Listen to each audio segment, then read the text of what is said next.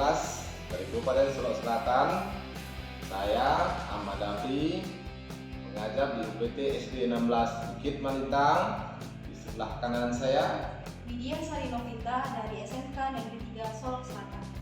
Di sebelah kiri saya Adep Prayudi SPDI dari SD Negeri 01 Lubuk Gadang. kami akan melakukan demonstrasi kontekstual modul 2.3 coaching untuk supervisi akademik. Selamat menyaksikan. Baik, Assalamualaikum warahmatullahi wabarakatuh, Bu Widya. Waalaikumsalam warahmatullahi wabarakatuh, Pak. Oke, Bu Widya, gimana kabarnya? Alhamdulillah. Baik Masih ya. tetap semangat, Pak. Tetap semangat ya. Sehat Bu Widya ya? Alhamdulillah. Oke Bu Widya, ini adalah kegiatan pra-observasi sebelum Bu Widya melakukan coaching dengan si coach. Saya sebagai observer tentunya menyampaikan beberapa nanti sistem atau rubrik penilaian yang akan saya lakukan untuk menilai coach saya sebagai dalam percakapan nanti. Nah, yang perlu Bu Widya perhatikan di situ adalah prinsip seorang coach. Seperti kemitraan, proses kreatif, terus memaksimalkan potensi. Nah, Bu Widya juga jangan lupa nanti kompetensi inti dari coaching. Nah, dimana kompetensi inti dari coaching Bu Widya sendiri tahu bahwasanya kehadiran penuh, mendengarkan aktif, terus mengajukan pertanyaan bobot dengan teknik rasa. Oke Bu Widya ya. Nah, dan yang sangat penting sekali nih Bu Widya, melakukan coaching itu jangan lupa Bu Widya nanti dengan menggunakan alur cerita. Oke, baik. Ya, alur cerita. Pertama menentukan tujuan dari coaching, terus identifikasi, rencana dan tanggung jawab. Nah, oke Bu Widya, sebelum Bu Widya melakukan coaching dengan coaching nanti, bolehkah saya mengajukan beberapa pertanyaan? Oke, siap, Pak. Baik Bu Widya, pertanyaan pertama nih Bu Widya. Selama proses coaching nanti, kompetensi apa yang ingin Bu Widya kembangkan gitu? Baik. Untuk coaching nanti saya ingin mengembangkan dua kompetensi, Pak. Ya. Yang pertama adalah mendengarkan aktif. Mendengarkan aktif. Ya, kemudian untuk yang kompetensi yang kedua adalah menyampaikan pertanyaan berbobot dengan teknik rasa. Iya, betul sekali Bu. Mendengarkan aktif dan mengajukan pertanyaan berbobot dengan teknik rasa. Ya, bagus sekali Bu. Pertanyaan kedua nih Bu ya. Dari kompetensi tersebut, manakah yang paling spesifik yang ingin Ibu Widya kembangkan begitu? Nah, dari kedua kompetensi tersebut yang lebih spesifiknya kayaknya di bagian menyampaikan pertanyaan berbobot dengan teknik rasa. Menyampaikan pertanyaan berbobot dengan teknik rasa Bu ya? Iya, betul sekali Bu. Memang ya selama proses coaching tersebut menyampaikan pertanyaan berbobot dengan teknik rasa itu artinya kita berusaha untuk selalu menggali potensi-potensi yang ada pada coaching ya. Sehingga betul-betul si coaching itu nanti setelah kita lakukan coaching betul-betul dia fresh, segar dan menemukan solusi-solusi terbaik. Betul sekali. Pertanyaan terakhir ini Bu, seperti apa indikator ketercapaian yang ingin Ibu capai? Oke, untuk indikator ketercapaian dari kompetensi tadi itu dari pertanyaan-pertanyaan yang saya sampaikan kepada coach nantinya, itu bisa menggali potensi yang ada dalam diri coach sehingga dia bisa menemukan solusi dari permasalahan yang akan disampaikan nantinya, gitu Pak. Bagus sekali Bu ya, menggali potensi-potensi yang ada pada diri coach sehingga betul-betul nanti masalah yang dialami oleh coach itu mampu dia sendiri memecahkan ya. Jadi Ibu menyusun strategi sehingga si coach itu betul-betul fresh setelah melakukan kegiatan coaching ya. Oke Bu, saya ucapkan selamat kepada Bu Widya dan coach nanti dalam melaksanakan coaching dan selama kegiatan nanti saya akan melakukan observasi Bu ya. Bersilakan Bu untuk melakukan coaching dengan coachnya. Oke, terima kasih Pak. Assalamualaikum warahmatullahi wabarakatuh. Waalaikumsalam warahmatullahi wabarakatuh, Bu Widya. Apa kabarnya Pak Yudi? Kalau keadaannya alhamdulillah keadaan secara jasmaninya baik. Iya. Namun ada sedikit hal yang mengganjal dalam pikiran saya, menyangkut dengan kelas saya. Oh, gitu. Makanya saya hari ini dengan janji kita kemarin ya, kita akan ingin sekali saya melakukan percakapan dengan Iya, Ibu iya, Widya iya. menyangkut dengan permasalahan yang saya alami di kelas itu. Iya, saya memang terlihat Pak Yudi ini agak-agak ada masalah gitu dari wajahnya nampak gitu ya. Jadi karena itu kemarin kita bikin janji ya Pak ya, Iya. untuk membicarakan permasalahan yang Pak Yudi rasakan. Oke, boleh saya tahu Pak permasalahannya seperti apa? Begini Bu Widya, saya kemarin ketika berada di kelas, kebetulan saya tuh kan ngajarnya kan dari kelas 1 sampai 6 kurang Iya. lebih kan, di SD. Itu di kelas 1 itu ada anak yang satu itu yang membuat masalahnya. Iya. Bandel segi suka mengganggu teman, suka usil. Dalam waktu itu suka usil, suka mengganggu teman. Kadang melempar pensil sama temannya kan, karena Iya. anak-anak temannya yang perempuan itu sampai menangis Bu Widya. Jadi kayaknya saya butuh solusi bagaimana caranya anak yang satu itu yang kalau yang lain alhamdulillah udah bagus kan, kalau yang satu itu yang masih jadi pertanyaan penting bagaimana solusinya bagi saya. Oh, baik, jadi dari permasalahan yang Bapak urai tadi dapat saya tangkap bahwa ada satu murid ya Pak di kelas 1 SD, berarti mereka masih transisi ya Pak ya? Iya. Ada satu murid yang memang sulit untuk Bapak kontrol. Iya, itu ya Pak ya? Ya begitulah masalahnya. Oke, harapan Bapak untuk anak ini gimana? Harapan saya dalam kriterianya anak yang berhasil atau anak yang aktif di kelas itu ya aktif dalam cara belajarnya, kemudian dia fokus kepada hal-hal yang positif, jadi tidak terpengaruh untuk mengganggu teman, untuk melempar pensil, untuk bermain yang tidak, apalagi terjadi jam belajar ini. Jadi tujuan kita coaching hari ini untuk mencari solusi agar satu murid ini bisa ke arah positif aktif gitu ya Pak ya. Oke. Sebelumnya apakah Bapak menemukan masalah seperti ini? Sebelumnya pernah ada seperti ini, namun kalau yang lalu itu alhamdulillah bisa teratasi dikarenakan muridnya tidak terlalu begitu usil betul kan. Kalau yang ini yang satu ini yang apa? Oke, berarti tingkatannya berbeda. Sebelumnya apa yang Bapak lakukan supaya murid yang satu itu bisa Bapak kontrol? Yang satu itu yang pernah saya coba itu saya mengajar secara klasikal, kemudian setelah secara klasikal itu saya mengajar lagi secara individual. Jadi anak yang ini setelah secara klasikal saya coba secara individual bagaimana apanya sendiri kan. Baik, berarti Bapak berikan treatment tersendiri ya? Iya.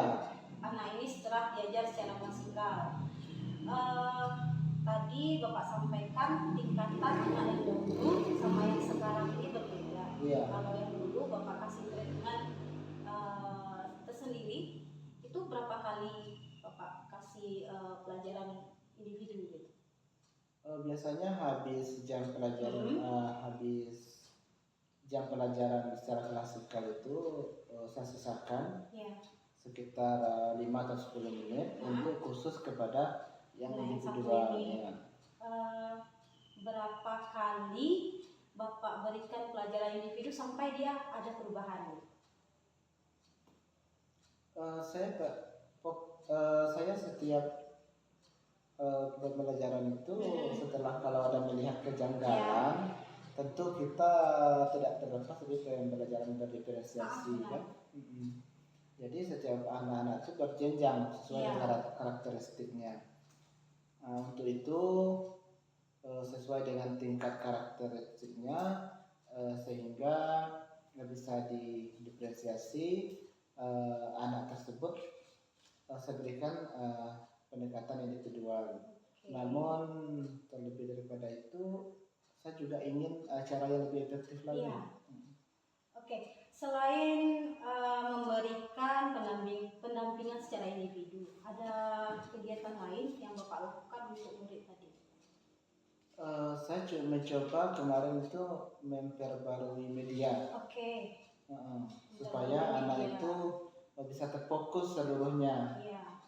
Saya melihat kalau anak-anak itu kan ada yang dari hasil asesmen awal saya itu ada yang auditori, ada yang visual, ada yang kinestetik.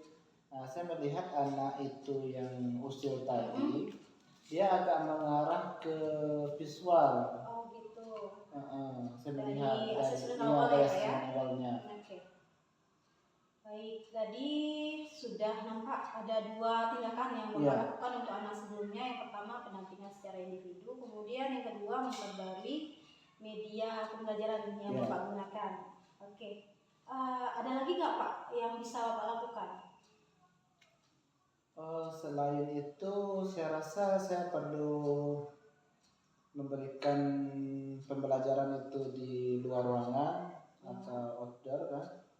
Atau dalam pikiran saya itu saya ingin juga memperbarui administrasi perangkat mengajar, bahan ajar saya itu diperbarui. Barangkali bisa kita masukkan diferensiasi di sana untuk mengatasi salah satunya membantu mengatasi permasalahan tadi.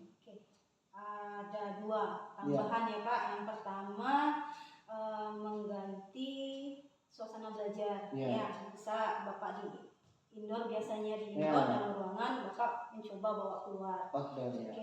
Yang berikutnya adalah mengganti perangkat ajar Bapak, merubah gitu ya. Yang memperbarui perangkat pembelajaran, memasukkan pembelajaran berdiferensiasi. Bagus itu Pak. Karena memang kebutuhan belajar setiap murid itu berbeda. Karena setiap murid itu memang punya kelebihan dan kekurangan masing-masing, kebutuhan belajarnya jadi berbeda masing-masingnya. Dengan pembelajaran berdiferensiasi kita harapkan bisa memenuhi semua kebutuhan belajarnya. Saya setuju dengan ide-ide yang Bapak sampaikan tadi. Baik, jadi ada 4 tadi ya Pak yang mau Bapak laksanakan. Yang pertama adalah pendampingan secara individu, kemudian yang kedua adalah merubah atau memperbaharui media pembelajaran Bapak, kemudian yang ketiga adalah mengganti suasana pembelajaran dari yang biasanya indoor menjadi outdoor, kemudian yang keempat adalah memperbaharui perangkat pembelajaran Bapak dengan memasukkan pembelajaran berdiferensiasi. Dari 4 rencana tadi, Bapak butuh dukungan orang lain atau bisa Bapak lakukan sendiri? Kalau untuk media yang menyenangkan, memang saya yang pertama harus mencari yang ahli di bidang IT yang menyangkut itu kan, yang bisa menambah daripada pengalaman saya di bidang IT. Kebetulan nanti guru-guru atau rekan sejawat yang bisa IT nanti bisa saya hubungi koordinasi. Kemudian juga mencari referensi bagaimana pembelajaran yang menyenangkan atau berdiferensiasi dan pendekatan sosial emosional bisa diterapkan untuk mengatasi tadi permasalahan yang pertama yang kita sebutkan tadi yang kita lihatkannya. Baik, berarti Bapak butuh guru, berkolaborasi dengan guru lain untuk menyiapkan media pembelajaran Bapak. Kemudian untuk pengaturan jadwal outdoor ini butuh izin dari kepala sekolah atau bagaimana Pak? Tentu saja ya Bu. Kita selaku yang di bawah bimbingan kepemimpinan daripada sekolah. Itu kan kepala sekolah, kan OPT itu kepala OPT-nya kepala sekolah. Ya. Tentu saja tidak terlepas kalau kita untuk outdoor itu memang harus koordinasi dari kepala sekolah. Sekolah. Oke, untuk perangkat pembelajaran berarti bisa dimasukkan pembelajaran berdiferensiasi ya Pak? Iya. Bapak bisa sendiri atau kolaborasi lagi dengan yang lain? Ya, saya sangat berkolaborasi mengenai bagaimana perangkat yang baik atau bagaimana referensinya yang banyak. Juga saya bisa melihat dari internet bagaimana bentuk-bentuk daripada pembelajaran sebagai referensi, sehingga saya bisa menerapkannya. Oke, bisa nanti di dalam kombelnya ya Pak ya. Oke. Baik, dari yang saya tangkap dari pembicaraan kita nanti ada Bapak butuh dukungan ya dari kepala sekolah untuk pengaturan pembelajaran keluar outdoor tadi ya. Kemudian untuk penyiapan media pembelajaran Bapak butuh guru atau kawan lainnya untuk menyelesaikan pembelajarannya. Kemudian untuk perangkat pembelajaran akan Bapak bincangkan di dalam kombelnya. Ya. Kira-kira dari rencana yang Bapak susun tadi, mana yang akan Bapak dahulu lakukan? Menurut pemikiran saya yang akan dahulu saya lakukan ya semuanya akan dilakukan semua akan dilakukan, tapi yang kayaknya bisa menjadi prioritas untuk saat ini itu adalah media. Media. Sebab media itu setelah asesmen awal kemarin itu kan anak itu kayaknya di visual, jadi media berupa visual itu yang dulu barangkali itu bisa mengatasi untuk tahap pertama. Baik, berarti prioritas Bapak adalah menyiapkan media visual untuk menarik perhatian murid-murid tadi ya Pak ya. Baik, kapan akan Bapak laksanakan? Dikarenakan hal ini sudah lama, mungkin sudah berlarut, jadi saya cepatnya akan mulai mungkin besok atau beberapa hari ke depan ketika saya masuk ke kelas 1 lokalnya kembali, saya sudah menerapkannya. Namun sebelum itu persiapannya tentu akan segera saya lakukan. Kita sampai udah di ujung Pak pembicaraan kita. Jadi tadi saya sudah dengar kalau rencana eksekusi dari pembuatan media Bapak akan dilakukan segera dalam minggu ini, dan pertemuan minggu depan Bapak sudah pakai langsung media pembelajaran visual yang memang disiapkan untuk murid tadi. Baik, kapan nih Pak saya bisa dengar lagi cerita perubahannya? Itu Bu ya, kita mulai dulu untuk persiapannya beberapa hari ke depan, kemudian juga ketika masuk kelas 1 nanti mungkin memakan waktu lebih kurang 1 minggu, mungkin lebih lepas dari 1 minggu itu baru saya akan koordinasi lagi dengan Ibu, menyampaikan Ibu hasil perubahannya. Baik, saya tunggu Pak cerita perubahannya ya Pak. Saya juga tidak sabar Bu untuk menerapkannya di kelas. Baik, dari awal pembicaraan sampai akhir ini Pak Yudi sudah menyampaikan permasalahannya seperti apa. Kemudian dari perbincangan kita Pak Yudi juga sudah menemukan solusi dari permasalahannya. Bagaimana Pak perasaannya sekarang? Alhamdulillah sangat lega sekali Bu. Sudah sangat lega sekali. Mudah-mudahan saya sudah yang tergambar dalam benak saya sekarang ini, saya ingin segera menerapkannya. Sudah nampak ya Sudah Pak? nampak gambarannya, langkah-langkahnya yang mau dilakukan. Oke, baik. Oke Pak, ada lagi yang mau Pak Yudi sampaikan? Untuk sementara sepertinya sudah. Sudah Lepas ya Pak? Sudah lepas ya Pak. Oke, alhamdulillah. Berarti kita akhiri ya Pak? Ya, jadi. Oke, terima kasih Pak Yudi. Mudah-mudahan langkah yang rencana aksi yang akan Bapak laksanakan tadi terrealisasi, pembelajarannya menjadi lebih menyenangkan, muridnya bisa terkontrol bersama. Oke, saya akhiri. Assalamualaikum warahmatullahi wabarakatuh. Waalaikumsalam warahmatullahi wabarakatuh. Baik Bu ya, Bu Ida sudah melakukan percakapan-percakapan dengan coachingnya tentang masalah-masalah yang dialami oleh coachingnya, dan sangat luar biasa sekali. Ya, saya terima nikmati dari awal hingga akhir proses coaching, di mana Bu Widya memang sudah melaksanakan prinsip-prinsip seorang coach ya, Iya, Pak. kemitraan, proses keaktifan, memaksimalkan potensi. Juga Bu Widya sudah tampak tadi kompetensi dari coaching itu sudah muncul juga seperti kehadiran penuh, mendengarkan aktif, mengajukan pertanyaan dengan teknik rasa ya. Bu Widya juga sudah menggunakan alur tirta, sangat luar biasa sekali Bu Widya. Baiklah Bu Widya, selama proses coaching tadi, apa yang sudah Ibu lakukan pada saat coaching dan apa yang sudah menjadi indikator ketercapaian dari percakapan yang sudah Ibu lakukan? Oke, untuk selama melakukan coaching tadi dengan Pak Yudi, saya sudah melakukan percakapan dengan alur tirta, Pak. Saya sudah menanyakan tujuan dari percakapan yang kami lakukan, kemudian menggali identifikasi permasalahan melalui pertanyaan pembobot. Kemudian saya juga sudah menanyakan rencana aksi yang akan dilakukan oleh Pak Yudi nantinya untuk menyelesaikan permasalahannya. Terakhir saya juga menanyakan tentang tanggung jawab atau komitmen yang akan dilakukan Pak Yudi terhadap solusi yang diberikannya tadi. Apa yang Bu Widya sampaikan tadi sesuai dengan apa yang sudah saya catat di sini selama observasi berlangsung. Terus Bu Widya, pertanyaan berikutnya tentang terkait indikator nih, indikator ketercapaian dari percakapan yang sudah Ibu lakukan. Baik.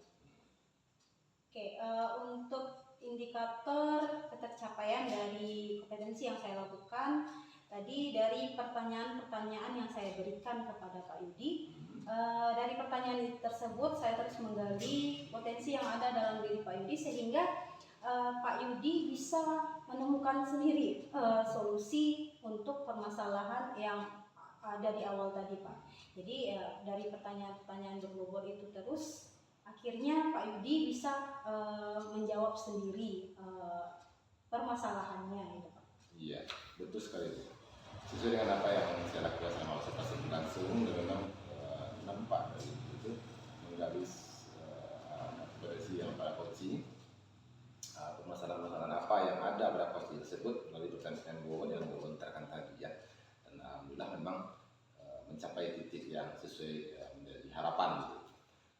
Pertanyaan berikutnya Bu Widya, kompetensi yang ingin Ibu kembangkan lagi untuk melakukan proses coaching ke depannya gitu, agar semakin tajamnya Ibu Widya dalam menguasai teknik coaching ini terhadap penyelesaian permasalahan-permasalahan yang muncul baik sesama guru ya atau pada peserta didik kita di sekolah gitu.